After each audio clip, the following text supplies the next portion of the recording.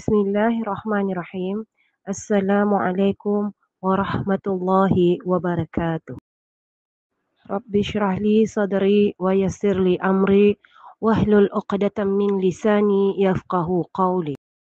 Hari ini kita ni belajar pelajaran muamalat. Buka muka surat 3. Buka muka surat 3. Tajuk pelajaran kita ni hari ini syarat-syarat bagi harga. Syarat-syarat bagi harga. Objektif pengajaran ialah di akhir pengajaran murid dapat menjelaskan syarat-syarat bagi harga dengan betul. Di akhir pengajaran murid dapat menjelaskan syarat-syarat bagi harga dengan betul. Syarat-syarat bagi harga di antaranya ialah yang pertama, hendaklah ia suci. Hendaklah ia suci. Sebagai contoh, ikan, kain, buah, itu suci tu. Kalau yang dah suci ni contohnya sesuatu yang najis seperti anjing, babi, arak, darah, gading gajah, sumbu badak, itu tidak suci tu. Syarat yang kedua ialah ada manfaatnya. Ada manfaatnya. Sebagai contoh, baju. Manfaatnya ia boleh dipakai. Kalau buah, ia boleh dimakan. Kalau kayu, ia dapat dijadikan dinding.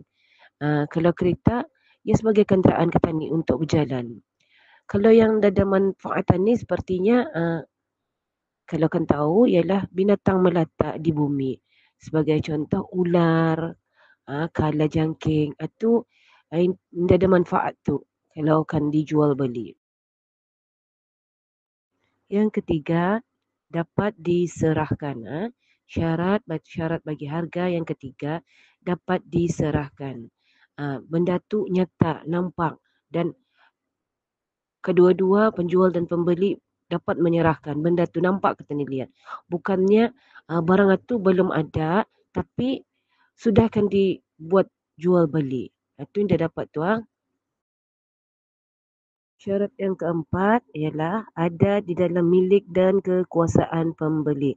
Ada di dalam milik dan kekuasaan pembeli. Yang kelima, diketahui oleh pembeli dan penjual akan harga itu. Sebagai contoh, pembeli sama penjual ini tahu ni kan harga barang ni. Bukannya hanya pembeli tahu harga barang, tapi si penjual dah tahu. Itu bukan syaratnya tu. Ia mesti kedua-dua ni, penjual dan pembeli mesti tahu harga barang itu. Si penjual tahu harganya RM2, si pembeli pun tahu harganya tu RM2. Kita ni ulang lagi sekali. Syarat-syarat bagi harga di antaranya, 1, hendaklah ia suci. 2, ada manfaatnya. Yang ketiga, dapat diserahkan.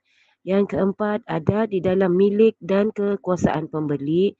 Dan yang kelima, diketahui oleh pembeli dan penjual akan harga itu. Syarat-syarat harga adalah sama dengan huraian bagi syarat-syarat bagi barang yang dijual. Ini hanya kita ni tukarnya, harga itu kita ni tukar menjadi barang. Artinya syarat-syarat harga dan ataupun syarat-syarat bagi barang. Dan juga kita ni menukar juga penjual. Kalau penjual untuk barang dan kalau pembeli untuk harga. Faham tak? Kalau penjual untuk syarat barang dan kalau pembeli untuk syarat-syarat bagi harga.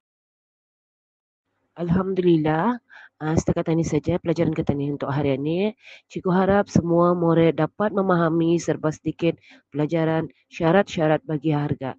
Sekian, Assalamualaikum warahmatullahi wabarakatuh.